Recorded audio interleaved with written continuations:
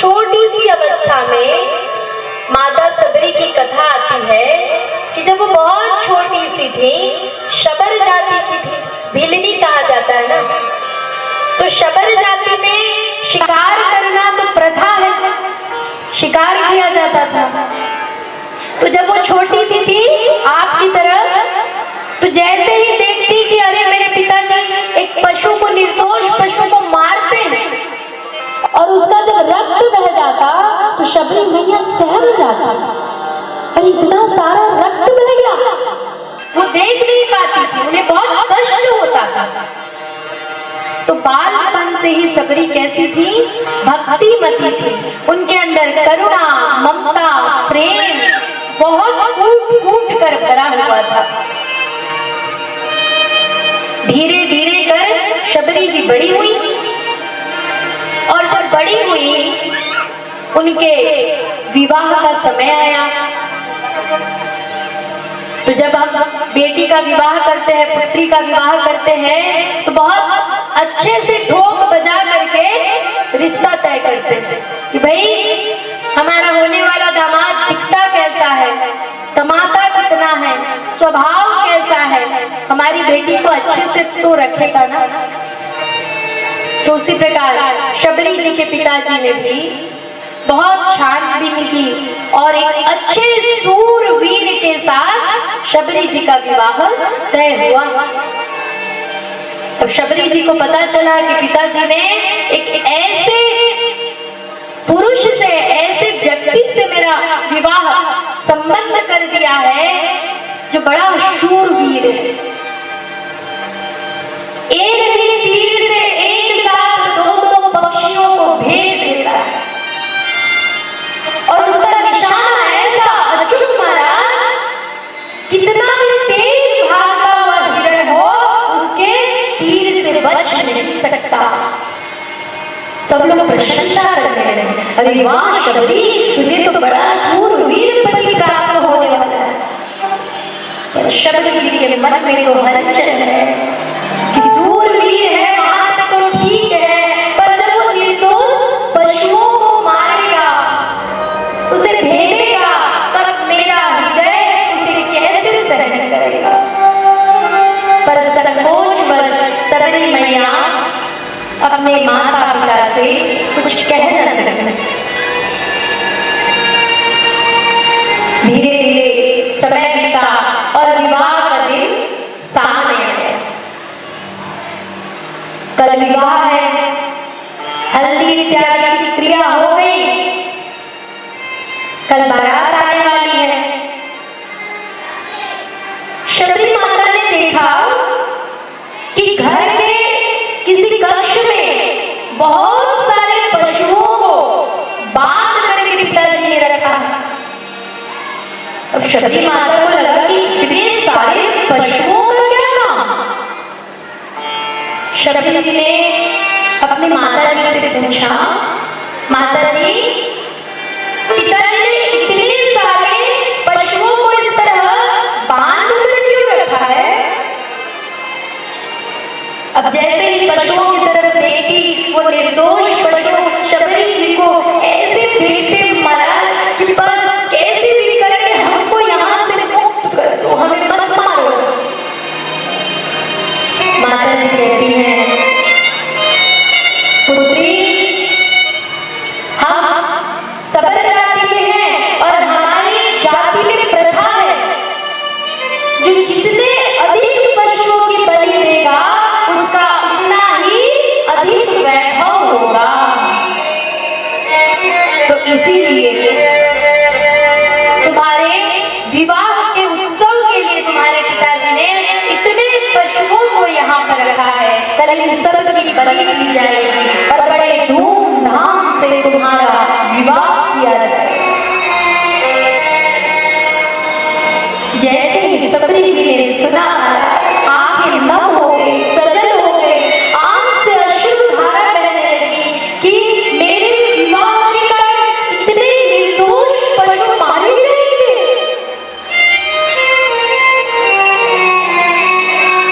कभी समय को देखती, कभी उन पशुओं के निर्दोष आंखों को देखती, तो कहते कि मुझे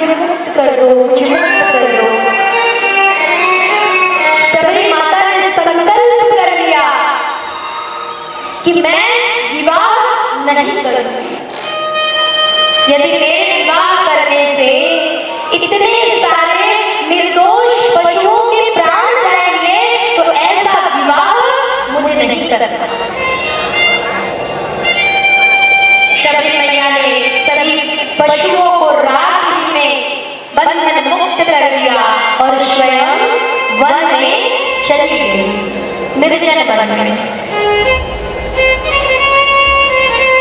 अब बहनों, आप लोग इस कथा से प्रेरणा ना ले लेना कि शबरी मैया घर छोड़कर वन में चली गई तो हमें विवाह नहीं करना है तो हम भी वन में चली जाती हैं, क्योंकि शबरी मैया बालपन से वन में ही रही हैं। उन्हें अभ्यास था कि वन्य पशुओं से कैसे बचा जाता है, जीव जंतुओं से कैसे बचकर रहा जाता है, तो वो वन में चली गई और वन में जाकर के एक वृक्ष के ऊपर चढ़ गई। उन्हें लगा कि यदि किसी गांव में जाऊंगी तो बात धीरे धीरे फैल जाएगी और हमारे माता पिता को पता चल जाएगा। इसलिए उन्होंने क्या चयन किया कि मैं वृक्ष के ऊपर चढ़ जाती हूँ ताकि मुझे कोई देख ना सके। अब शबरी मैया वृक्ष के ऊपर छुपकर बैठी हुई हैं। प्रातः का समय है। मतंग ऋषि ब्रह्म मुहूर्त में अपने कुछ शिष्यों के साथ सरोवर में स्नान करने के लिए जा रहे हैं और जाते जाते क्या बात करते हैं कि देखो, पवित्रता इसे कहते हैं, शुद्धता इसे कहते हैं, भगवान की अहैतुक भक्ति इस प्रकार की जाती है और इसी जन्म में भगवान को प्राप्त करना संभव है। ऐसी बातें मतंग ऋषि अपने शिष्यों को बताते हुए सरोवर की ओर चले जाते। अच्छा बताइए, कौन से ऋषि सरोवर में स्नान करने जा रहा है? मतंग ऋषि। कौन से ऋषि? मतंग ऋषि। तो सरोवर में चले जा रहे हैं। ये बात शबरी जी ने सुन ली। कहाँ सुनी?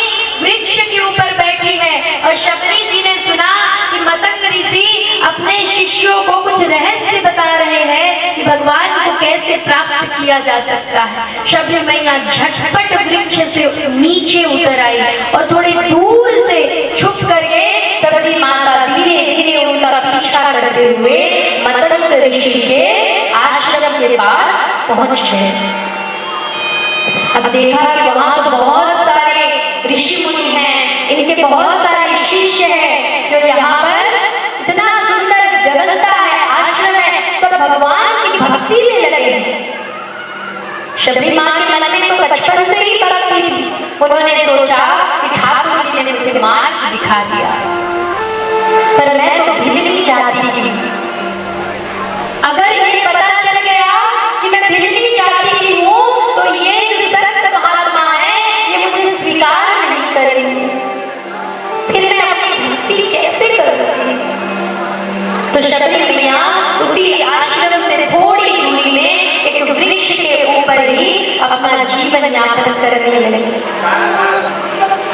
कुछ फल मूल इत्यादि प्रसाद ग्रहण करती और वृक्ष के ऊपर जाकर पूरे दिन शबरी मैया रहती और जहाँ रात होती उस वृक्ष से नीचे आकर के उन आश्रमों में जितने ऋषि मुनि थे उन सबका सेवा कार्य छुप करके शबरी मैया संपन्न कर देती।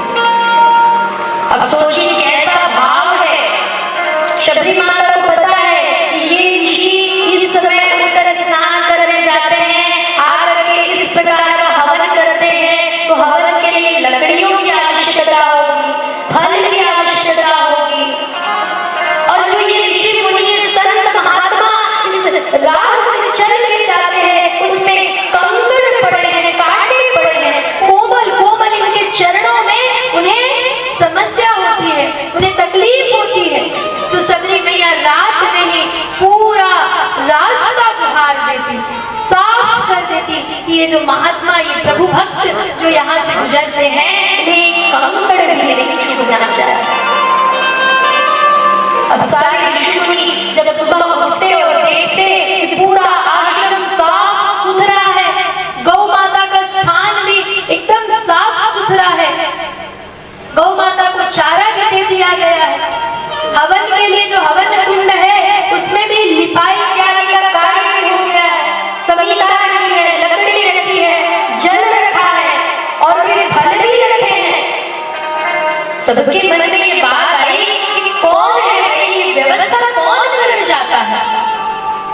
पता भी नहीं चलता। तो देखिए शबरी मैया का भाव कैसा है कि किसी को पता भी ना चले और वो सेवा कार्य करके चली जाती थी। क्योंकि भक्ति यदि करनी है तो उसका सबसे श्रेष्ठ मार्ग है सेवा। यदि आप माला नहीं कर सकते, 1 घंटा बैठकर कोई कहे आपसे कि 21 माला करो, 51 माला करो, 108 माला करो, आपसे माला नहीं होता क्योंकि मन भटकने लगता है। कोई कहे कि आप व्रत करो, भाई भूख लगाती है, व्रत भी नहीं होता है, तो कैसे करे भक्ति? तो ये भक्ति का सबसे सरल मार्ग है सेवा। और एक बहुत अच्छी बात आप सबको निवेदित करूं कि हमारे सनातन धर्म में जो वर्ण व्यवस्था है, ब्राह्मण, क्षत्रिय, वैश्य और शूद्र, ये 4 वर्ण व्यवस्था है। तो मनुष्य की मानसिकता क्या है? ये जो शूद्र वर्ण है वो थोड़ा नीच वर्ण है ना।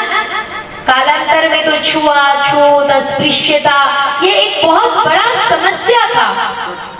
तो हमारे मानसिकता कैसी है हमारी कि जो शूद्र है वो नीच वर्ण है, और इसी से तो आज धर्मांतरण हो रहा है। जो भी इस समस्या से जूझ रहा है वो हमारे हिंदू धर्म को छोड़ करके अन्य धर्मों को ग्रहण कर रहा है। पर मैं आपको बताऊं कि जो शूद्र वर्ण है इसका कार्य क्या है? कार्य क्या है? सेवा। सेवा परमो धर्मः। ब्राह्मण यदि अपने नियमों से ना चले तो ब्राह्मण को सबसे अधिक दोष लगता है। और एक ब्राह्मण के लिए क्या नियम है? आप यहाँ जो ब्राह्मण देवता बैठे हैं आप उनसे पूछ सकते हैं। त्रिकाल संध्या करना, गायत्री का पाठ करना, ये नियम है ब्राह्मण के। अगर वो नहीं करते हैं उन्हें बहुत दोष लगता है। और क्षत्रियों का कार्य क्या है? प्रजा की रक्षा करना। यदि क्षत्रिय अपना कार्य नहीं करते हैं तो ब्राह्मणों से थोड़ा कम, लेकिन उन्हें भी दोष लगता है। और वैश्य रूप से व्यापार करना।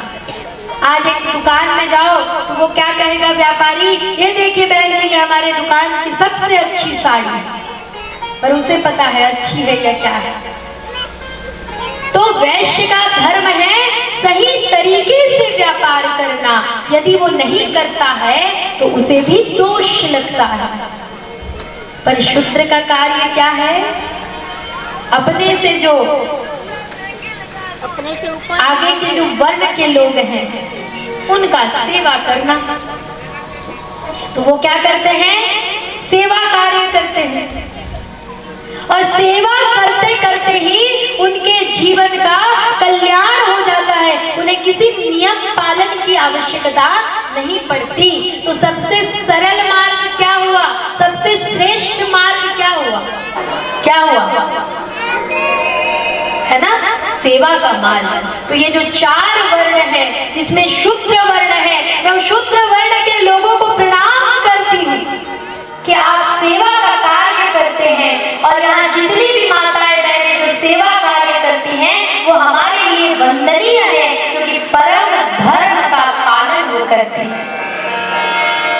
तो इसी भाव से शबरी मैया चुपचाप सबकी सेवा करती और चली जाती। तो एक दिन मतंग ऋषि ने अपने विद्यार्थियों को बुलाया और कहा कि पता करो कौन है जो रोज इस तरह सेवा कार्य करके जाता है। तो जितने शिष्य थे वो आज रात भर जगे महाराज, सबने रखवा देखे तो सही कौन है। अब जैसे ही देखा कि अर्धरात्रि का समय है, शबरी मैया एक छोटी सी कुछ कटका जिसे कहते हैं ना हम, जिसे हम झाड़ते हैं आंगन घर द्वार को, वो कटका लेकर के जब पहुंचती है शबरी मैया तब सबने देखा और उन्हें पकड़ लिया।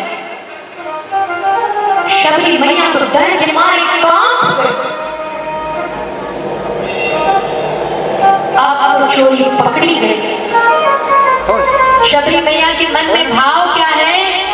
ये डर नहीं है कि अब मैं क्या करूंगी, उनके मन में ये भाव है कि अब तो महात्माओं को पता चल जाएगा कि मैं भिलनी हूँ, मैं शबर जाति की हूँ, तो अब तो मेरे हाथ से ये सेवा गई।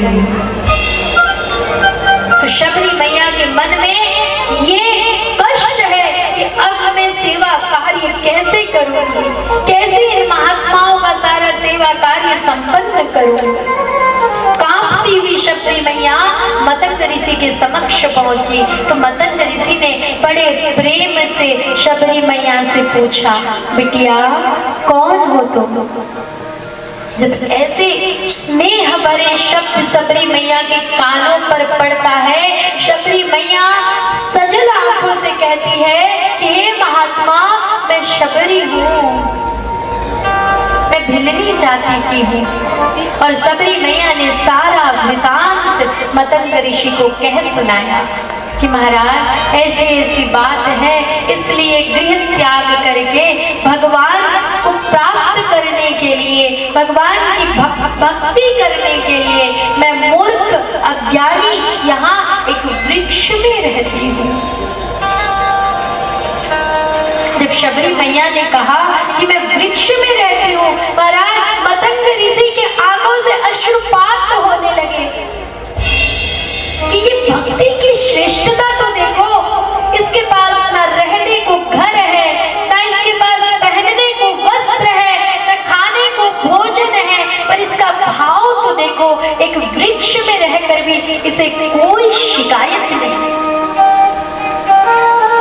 हमको भगवान ने दो पैर दिए, दो हाथ दिए, दो आंख दिए, नाम लेने को मुख दिया, आवाज दी, एक अच्छा खासा परिवार दिया, छत दिया, दो समय का भोजन दिया, फिर भी यदि हमसे पूछा जाए तो हम हमेशा भगवान को कोसते रहते हैं कि ठाकुर जी ये क्यों नहीं दिया, वो क्यों नहीं दिया, ऐसा जीवन क्यों दिया, कोसते हैं ना।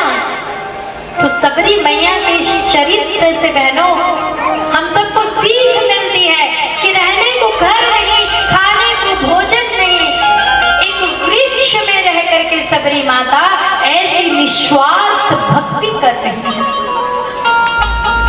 मतंग जी को दया आ गई। मतंग ऋषि ने कहा, पुत्री तुम्हें चिंता करने की आवश्यकता नहीं और अब तुम्हें इस वृक्ष में रहने की भी आवश्यकता नहीं, तुम मेरे साथ चलो। उन्होंने बढ़िया अपने आश्रम में एक छोटी सी पर्णकुटी बनाई, क्योंकि मतंग ऋषि को पता था कि ये जो कन्या है ये पूर्णतः पवित्र, निशुद्ध और निस्वार्थ है। एक पर्णकुटी में उन्हें रहने का स्थान दिया। जब ये बात सभी महात्माओं को पता चली कि सन्यासी होने के बाद भी मतंग ऋषि ने एक कन्या को अपने आश्रम में स्थान दिया है, सभी ने बहुत विरोध किया। पर मतंग ऋषि जानते थे कि इस कन्या में कोई दोष नहीं है, ये निर्दोष है, तो उन्होंने सबका विरोध भी सहन किया, लेकिन उन्होंने शबरी मैया को रहने को स्थान दिया। अब निश्चिंत होकर शबरी जी उस आश्रम में रहती, नित्य प्रति प्रातः उठ करके सभी महात्माओं की सेवा करती और जो प्रसाद मिल जाए, यहाँ तक कि उन महात्माओं का जो जूठन था उस प्रसाद को शबरी जी पाती। महाराज इतनी महिमा है महात्माओं के जूठन की, इसका वर्णन यदि मैं करूं तो शायद आज पूरा दिन इसी में निकल जाए। नारद जी का चरित्र हम श्रवण करेंगे, यही महात्माओं का जूठन खा करके नारद जी महर्षि नारद बने। तो शबरी मैया महात्माओं का जूठन प्रसाद पाती और उसी जूठन प्रसाद से उनका जो जीवन है अत्यंत भक्तिमय हो गया। मन में जो थोड़े थोड़े पाप कलमश थे वो सारे शुद्ध हो गए और पूर्व जन्म का भी जो प्रारब्ध था वो जाता था। अच्छा जीवन चल रहा था, सेवा कार्य में लगी हुई थी। पर एक समय आया जब मदन जी ने शबरी जी को बुलाया और कहा, बेटी अब मेरे जाने का समय हो गया है।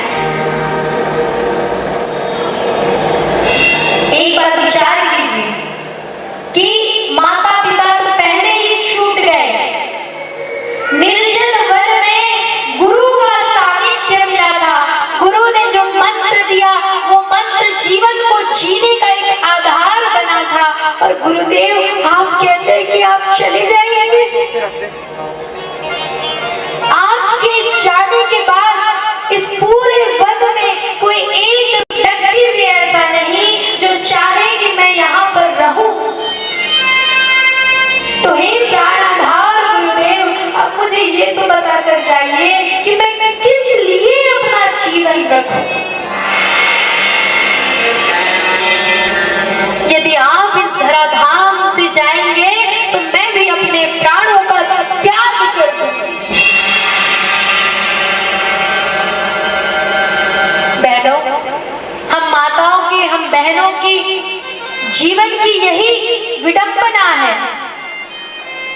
कि जब पिता के घर में होती हैं तो पिता हमारे आधार होते हैं, हमारी सारी अपेक्षाएं अपने पिता की तरफ होती हैं कि मेरे पिताजी हैं, मुझे किसी प्रकार का कोई कष्ट नहीं होगा। विवाह के पश्चात वही अपेक्षा हम पति से करते हैं कि मेरे पति देव हैं, हमें किसी प्रकार का कोई कष्ट नहीं होने देंगे। और जब पति से भी कोई आस ना रहे तो हम अपने पुत्र की ओर देखते हैं कि मेरा पुत्र है, ये मेरी रक्षा करेगा और मेरा देख संभाल करेगा। पर शबरी जी के जीवन में ना पिता है, ना पति है, ना कोई पुत्र है, केवल एक ही आधार जीने का, कौन? सद्गुरुदेव भगवान। और आज वो भी मुझे छोड़कर जाना चाहते हैं। गुरुदेव, मैं कैसे अपने प्राणों को रखूं? तो मतंग ऋषि कहते हैं, बिटिया तू चिंता ना कर, तू इतनी भक्तिमती है, ऐसी निस्वार्थ भक्ति तूने की है कि मैंने तो सारा जीवन उस श्री राम को भजा है। लेकिन बेटी तू विश्वास रखना, तेरे लिए वो साक्षात परम ब्रह्म परमेश्वर श्री राम स्वयं चल कर आएंगे। पर बस इस बात को विश्वास रखना। ऐसा कह करके मतंग ऋषि धराधाम को छोड़कर गोलोक धाम पधार गए। जैसे ही ऋषि पधार गए, शबरी मैया के साथ सबने बड़ा दुर्व्यवहार किया महाराज। एक ऋषि चले आ रहे थे, शबरी मैया बुहार रही थी जब मार्ग को, एक कंकड़ उनको चुभ गया। उन्होंने इतना सुनाया कि शबरी माता के अश्रु से वो मार्ग भीग गया। शबरी माता कहती, गुरुदेव आपके जाने के बाद मेरी दुर्दशा आप देख रहे हैं, मैं कैसे अपना जीवन यापन करूं? ऐसी अवस्था शबरी माता की। पर फिर भी एक ही विश्वास महाराज, क्या? मेरे गुरुदेव ने कहा है कि राम आएंगे। अब देखिए ये भक्ति कितनी अहेतुक है, कितनी विशेष है। अब आपसे कोई कहकर चला जाए कि आप कम से कम 1 महीने इस नियम से भक्ति कीजिए, भगवान आएंगे। मन में कई प्रश्न होते हैं ना, ये सच में बोल रहे हैं भगवान आएंगे, ऐसा होगा कि नहीं होगा? अच्छा, मैं तो एक साधारण जीव हूँ, मेरी भक्ति करने से भगवान कैसे धरती पर उतर कर आ जाएंगे? ये सच है, झूठ है, संभव है, असंभव है, कितने प्रश्न मन में आते हैं ना। पर शबरी माता को जब गुरुदेव ने कहा कि शबरी राम आएंगे, तो शबरी माता के जीने का एक ही मात्र कारण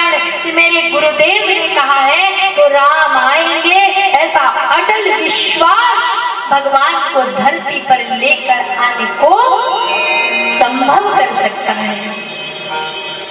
अब आप सब अपने अपने विश्वास को एक बार टटोल के देखिए कि हमारे अंदर क्या ऐसा विश्वास है कि आज इस कथा के प्रांगण में भगवान प्रकट हो जाएंगे। हम ऐसा पुकारेंगे कि भगवान प्रकट हो जाए। ऐसा अटल विश्वास है क्या? नहीं, हम तो विग्रह को भी मान लेते, ये तो मूर्ति है। मूर्ति में भी हम भेद करते हैं, भगवान का भाव नहीं बना पाता। पर शबरी मैया ने गुरुदेव के शब्दों में ही परम ब्रह्म शब्द का अटल विश्वास रखा कि मेरे राम आएंगे। प्रतिदिन प्रातः उठ जाती, उठ करके पूरे रास्ते को बुहारती, सारे मार्ग को स्वच्छ करती और सुंदर उद्यान से प्यारे प्यारे पुष्प तोड़ कर लाती और पूरे मार्ग में बिछाती। और कोई जाते आते व्यक्ति पूछ ले कि ओ मैया क्या कर रही हो ये पागलों सी, तो कहती अरे भैया गुरुदेव ने कहा है मेरे राम आएंगे।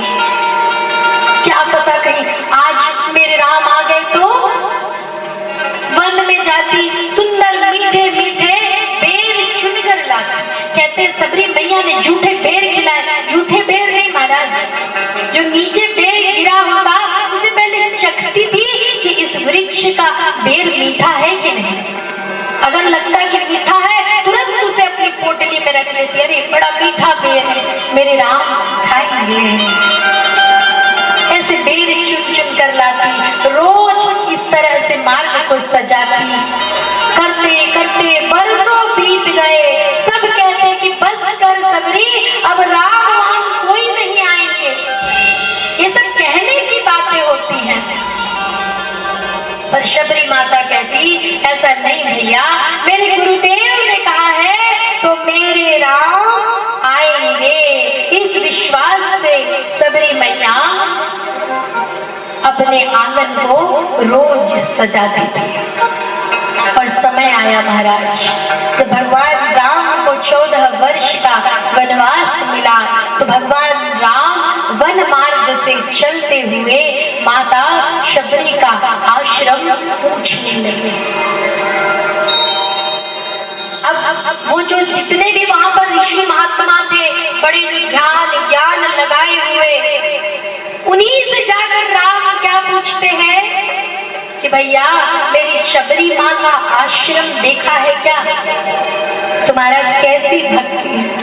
हम पूछते हैं वृंदावन जाकर कि भैया बिहारी जी का मंदिर किधर है, हमें किधर से जाना है, पूछते हैं ना। पर भाग्य देखिए शबरी जी का कि भगवान पूछ रहे हैं कि मेरी शबरी माँ कहाँ रहती है। और किनसे पूछ रहे हैं? उन्हीं आलोचकों, जो आलोचना करते थे, उन्हीं आलोचकों से जाकर पूछ रहे हैं भैया कहाँ रहती है सबरी मैया। अब शबरी मैया को पता चला कि मेरे राम आने वाले हैं, तो दिव्य रूप से मार्ग को सजाया है शबरी मैया। और शबरी मैया गा गा कर सबको बता रही हैं। क्या कहती हैं? अच्छा यहाँ कौन कौन बैठे हैं जो चाहते हैं कि हमारे घर में भी श्री राम पधारे? सब चाहते हैं ना कि हम दोनों हाथ उठा लो भैया, एक हाथ से नहीं दोनों हाथ उठाकर भाव से सब कोई गाएंगे। मेरी झोपड़ी के भाग खुल जाएंगे, राम आएंगे। गाइए।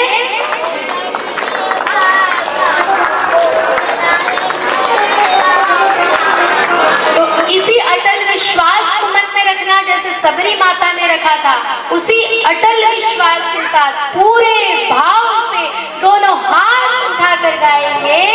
मेरी झोपड़ी के भाग खुल जाएंगे, राम आएंगे।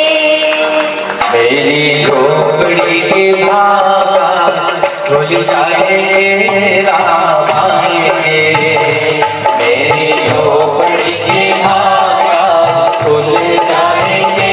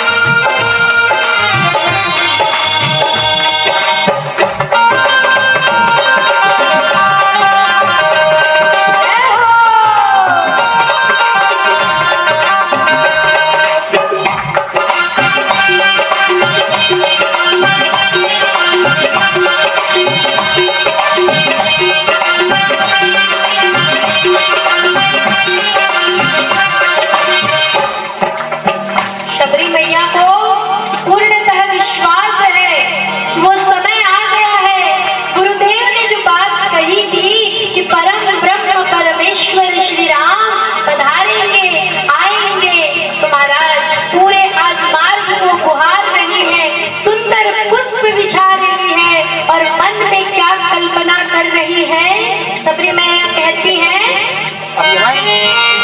राम आएंगे तो अंगना सजाओगे, राम आएंगे तो अंगना सजाओगे, और राम आएंगे तो अंगना सजाओगे, राम आएंगे तेरी झोपड़ी के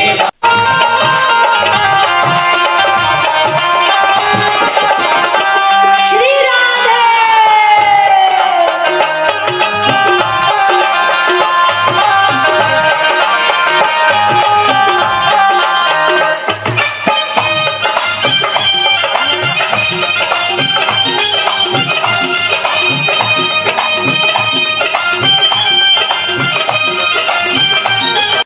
घर को सजाती है। और देखिए, हमारे घर में कोई अतिथि आए तो माताओं में सबसे पहला भाव क्या रहता है? अरे मेहमान आ रहे हैं, अतिथि आ रहे हैं, कुछ अच्छा भोजन पकवान बनाना पड़ेगा, है ना। माताओं का एकदम स्वतः स्वभाव होता है कि कहेंगी पतिदेव से, अरे जी आज काजू किशमिश बादाम इलायची थोड़ा ले आना, अतिथि पधार रहे हैं, खीर बनाना है। और यहाँ तो साक्षात परम ब्रह्म परमेश्वर पधार रहे हैं, तो सुंदर मन में कल्पना करती है शबरी माता।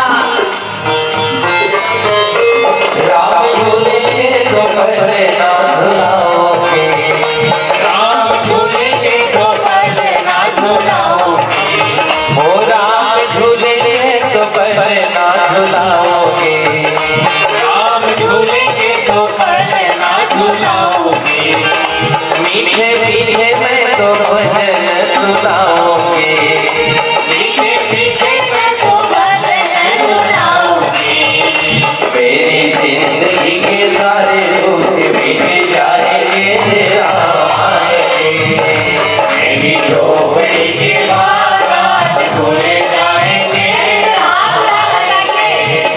मेरी झोपड़ी के बारात खुले जाएंगे, राम आएंगे मेरी झोपड़ी के बारात खुले जाएंगे, राम आएंगे।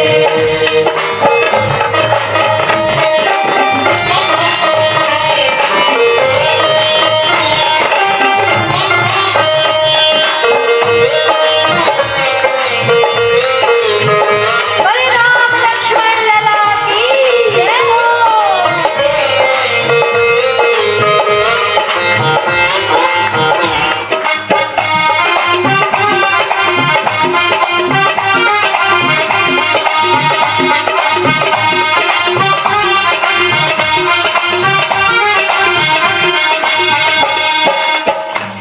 देखिए, शबरी मैया मन ही मन ऐसी कल्पनाएं क्यों कर रही हैं, इसकी भी बड़ी विशेषता है महाराज।